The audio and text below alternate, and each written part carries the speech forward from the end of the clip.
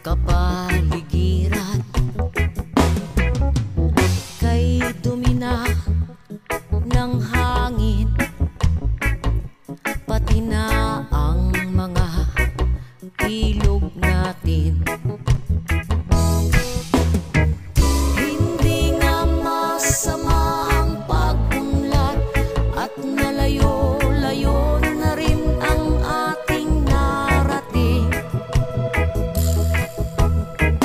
Ngunit masdan mo ang tubig sa dagat, dati kulay asul, ngayoy naging itim. Ang mga duming ating kinalat sa hangin, sa langit, wag na nating paabutin. Upang kung tayo'y pumanaw man, sariwang hangin sa langit natin matitikman. Mayroon lang akong hinihiling sa aking pagpanaw, sana ay tag-ulan. Gitara ko ay aking dadalhin upang sa ulap na lang tayo magkantahan.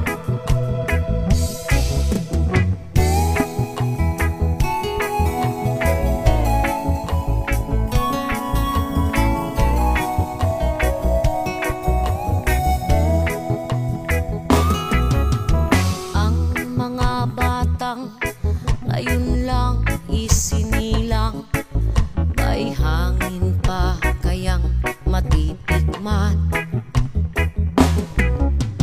May mga puno pa kaya silang aakyatin, may mga ilog pa kayang lalangoyan.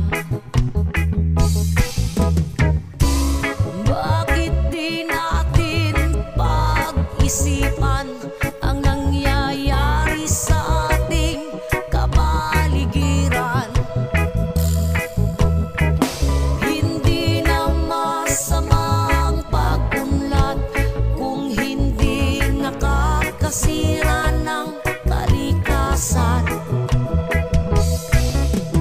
Darating ang panahon, mga ibong gala ay wala nang madadapuan. Masdan mo ang mga punong dati ay kay tatag, ngayoy namamatay dahil sa ating kalokohan.